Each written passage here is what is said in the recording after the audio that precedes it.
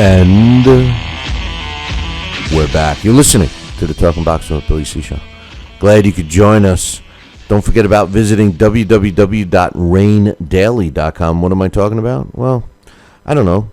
Check it out, www.raindaily.com. But let me put it to you this way. You know, if you want to feel good, like, say, from 1 to 10, a 10 is the best way you can feel, you know, without the aches and pains and all that kind of stuff, and you're kind of feeling like 1 or 2 right now, check out raindaily.com. Find out why they guarantee this product to get you back to feeling like a 9 or a 10. www.raindaily.com. And while you're at it, don't forget to follow us on Twitter. It's at Talkin Boxing. That's TalkinBoxing. No .com, because we're talking Twitter. Joining me right now, boxing's best photographer, the beautiful Emily Harney. What's up, Em? How's it going? Oh, not too bad. Not too bad. I feel like I'm just making the rounds on every day of the week with you guys. Just trying out every day now. Well, last week I was so sick, man, for like a whole week, and it just capped off, and I just fell off the face of the earth last week. So it messed everything up, and now I got some stuff in the works, and my schedule's getting kind of crazy. But anyway, we're glad we could get you on today. Likewise. And I wanted to get your thoughts on some of the fights from this past weekend. You know, I love Leo Santa Cruz. I love him, and I think he's an extremely exciting fighter. What was your thoughts on his win over Kiko Martinez this past weekend? You know, I like him too. I think he's an exciting fighter. I think this was a good fight for him. You know, coming into this fight, you know, I thought it would be a good matchup. You know, it wasn't, you know, a slouch guy with Kiko. Kiko is a very solid individual. I've covered him quite a few times. I enjoy covering him as well. But I just thought Santa Cruz, you know, was going to have the upper hand, and he did. Yeah, I know. It wasn't like a nail biter, and it started out like that. You know, I know you notice Leo Santa Cruz is that little twitch he's got with his right. You know, he moves his glove kind of side to side. I noticed it this weekend. Like, I always noticed him doing it, but I never noticed him doing it as much as he seems to now. Like even when he's delivering a punch, he's moving that right hand back and forth. I think it's a habit that's going to haunt him. Do you know what I'm talking about? Yeah, no, absolutely. You know, and if you know other fighters pick up on that, you know, as you do, and they really capitalize on it, it can be a bad thing. Yeah. I mean, you know, he's obviously doing it for. It's one of two things. It's either a nervous like twitch, you know, or it's like a timing mechanism. He's like using it, and either way, it's bad, you know. And I'm thinking now, I'm not a trainer or anything like that, but I'm thinking if he's in the middle of moving, twitching that hand, and he lands a solid punch on somebody's head or something like that, he could break his wrist. I would think, you know, not landing the punch correctly. Yeah, you know, you wonder if that's just become, you know, like you said, habit over time. You know, because sometimes guys just start doing that as a, you know, a tactic more than anything, and it just becomes part of their regime, and it's hard to break those habits. But it can be very detrimental in the long run. And if it's a timing thing, you know, and I don't feel like I've watched him consistently from the beginning to say, yeah, it's a timing thing. But if you do, and you are a fighter, you can capitalize on that for sure. Over in New York, Terence Crawford fought Hammer and Hank Lundy in a fight that started out kind of entertaining, but you know, what most people thought was going to happen happened. What was your thoughts on the performance of both fighters? You know, Hank Lundy, you know, he tried. I just think he was outgunned and everything. And I don't think that, for some reason, I don't think Terence Crawford is getting the credit that he really deserves. What was your thoughts on that fight? Well, I think a lot of people are probably looking at the fight saying, you know, why should he have fought Hank Lundy? You know, there were other guys that, you know, might have been a tougher opponent. And I think that's where, you know, the credit probably falls off a little bit.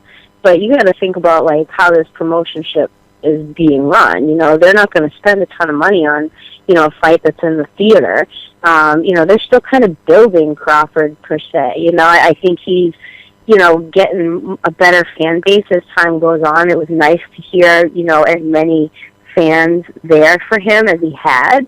So I think over time, he's going to continue to fight the bigger and better opponents. Now, Hank Lundy isn't a slouch. He's not a guy that's a real walkover. Even Crawford said it. He was tough early. But, Hank tends to gas out a little bit. It's like he almost kind of forgets where he is, that, he can't just go through the motions. He really needs to learn how to pick it up and turn it on when he needs to. And his last fight that he fought in the Barclays Center, I remember thinking the same thing. You could just kind of tell when it got turned off. So, not to say that Hank could have hung, the distance, but I think there are things that need to be fine-tuned with Hank that you just don't see happening in his corner. And sometimes that's people that become complacent where they are, and not seeing it themselves and not wanting to listen to other people on the outside of the team, per se. But, I think Terence Crawford should get some notability and notoriety for this wit. He did stop him. He landed some great shots on him. He took a few shots, too. And Terence Crawford, I think, can withstand, some durable, fighters that he's going to have to face as he moves forward. But I think he's the real deal. And I don't think he's cocky. I think he's confident. Yeah, and I love that he's willing to exchange. He's willing to stand in the pocket and exchange. He's elusive defensively, and he's got above average hand speed. There's no question about that. And I agree with you. I mean, Hank Lundy's a guy you gotta like. He's a fighter. He's a real fighter. I don't know how much natural talent he possesses. And like you said, maybe if he wants to move forward, maybe he does need a change, because he seems like he's the same guy over and over and over. And then it also, and you add to that, which Hammer and Hank shows up, because we have seen him where he doesn't seem dedicated. He did seem very dedicated for this fight. I think Absolutely. He was not only in shape physically, but mentally. I don't think I've ever seen him as focused as he appeared to be, at least while the fight lasted. And the other thing I noticed in this fight was that referee Steve Willis can make some funky faces, man. I mean, what? I found that out a long time ago. Oh my God! He's actually a frustrating ref to have in the ring. One, because you start to see those faces through the camera. Every once in a while, it's a distraction. But he also kind of gets in the way more than any other referee. So, Steve, if you listen, and just keep it moving. I don't think he's that seriously, good. It's really funny, to capture those faces. And I know people have made some memes out of him online. And, they're right.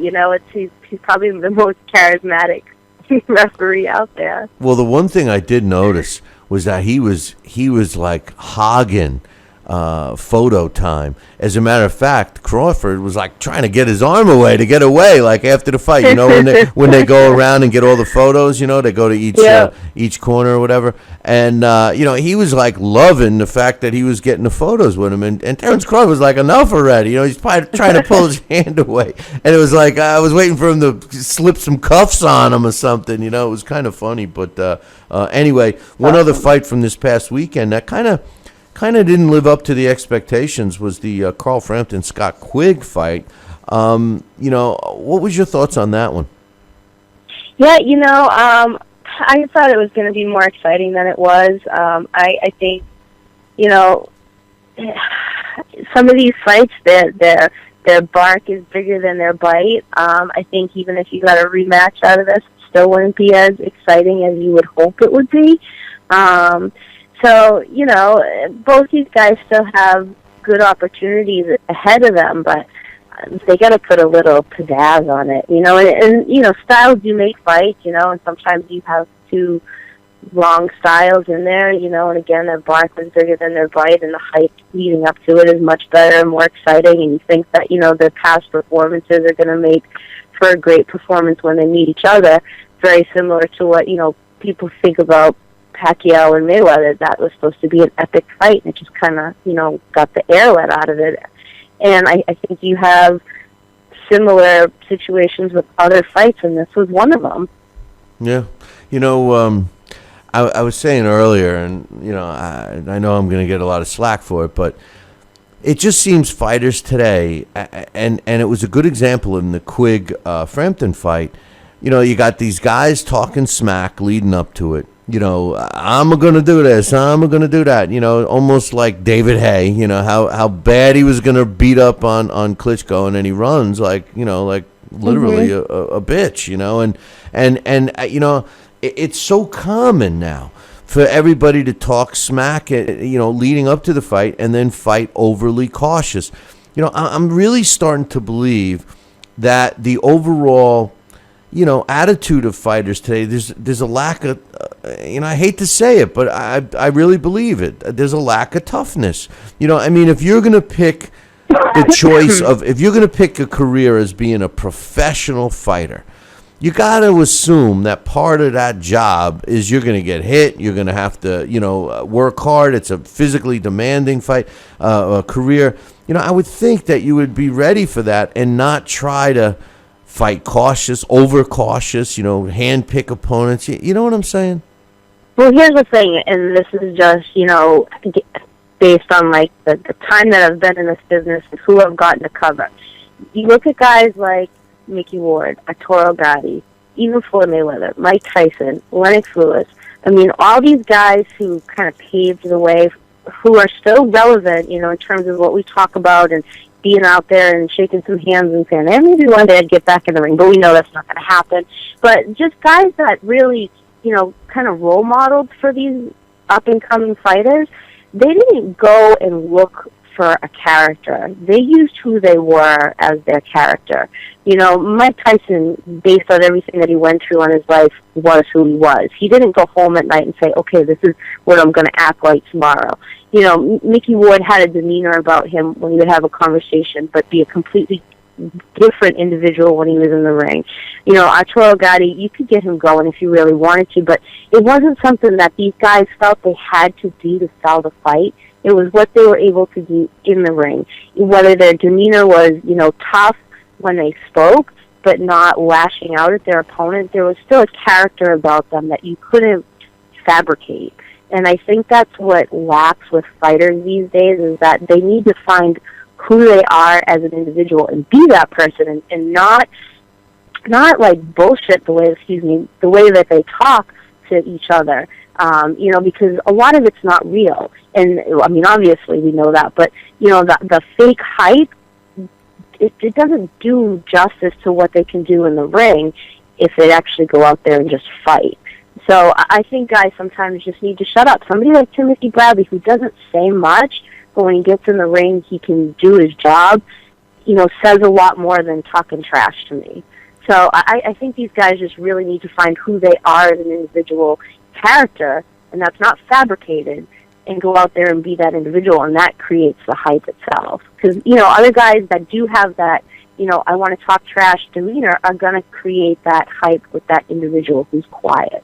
It's just something that shouldn't be fabricated, and I think these guys try too hard to make it more of a I don't like you, this, that, and the other thing about your mother and your girlfriend and whatever, and it's not that. The trash talk that went between Hank and Crawford, there was some realness to it. I expect both of those guys to talk trash because I've heard them talk trash, and they do it without a force. So I think there are guys who can do it, and there are other guys who just should shut up. No, yeah, but hey, listen, very well said, and I love the way you put it in perspective, because I agree.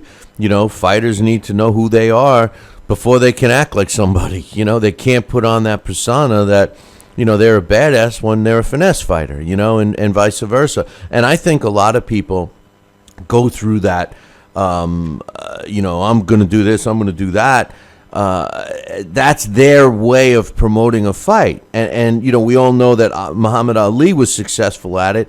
And now, I can't for the life of me believe that I'm gonna watch a guy up on a podium saying he's gonna rip this guy's head off and do all of this, and then say to myself, you know what? I'm gonna buy a ticket to this fight. I think that I've already made up my mind whether I'm buying a ticket or not. I don't need those kinds of shenanigans, and I agree with you. I 100%. And some guys can do it. Think about the guys that you're talking about. Ali, somebody who was well spoken because he was well educated, well read. And it's the thing that I face with being a teacher is that the conversation skills are not there because people spend their life in their phone, and you're dealing with that generation of fighters, unfortunately, that are inundated with technology, so they lack that conversation skill. You even see it on the NFL stage, with I can't even think of his name that just played in the Super Bowl, but that walked off, during his press conference. You have to be able to articulate who you are. And I think good athletes and just good, well-spoken, whatever you are, whether you're a businessman or whatever, you have that education from your PR, from your management. And that's, I think, one thing that lacks from these guys is that people don't realize that these guys need to be educated in answering questions and being at a press conference and, taking the little jabs where they need to, if that's their demeanor. But, I think it goes to show that you have to be educated as a fighter through your PR people, through your management, and I think that's one thing that lacks. I agree, and a lot of the management and promotional teams are worse than the fighters. So it's tough. This week we got a couple of good fights on the horizon. One I wanted to get your thoughts on. May or may not be good. I do give him credit for fighting a guy that's at least somewhat ranked. Antonio Margarito comes back after several years. He's taken on Jorge Paez Jr. First of all, what's your thoughts on him even coming back? And second of all, do you think he's going to make another run, or you think this is just for some cash? Well, he's going to be, a little careful and cautious at this point. He's been out for a while. I don't think he should have problems per se with Paze, but you just never know.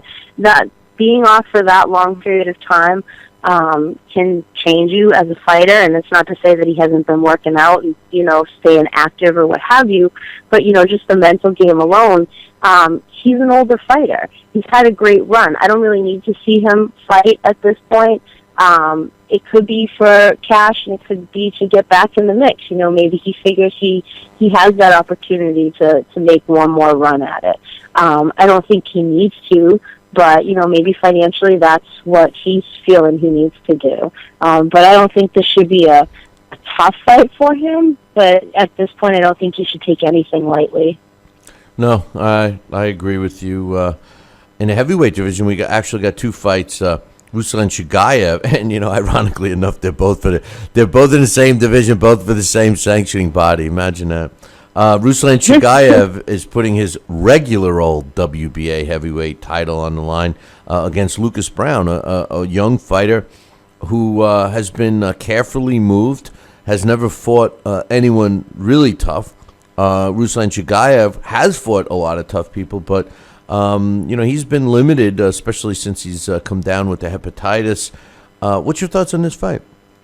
Yeah, Ruslan, I think, definitely has the upper hand here, but, Brown is a young fighter, but we haven't seen him tested, so, this could be dangerous for him.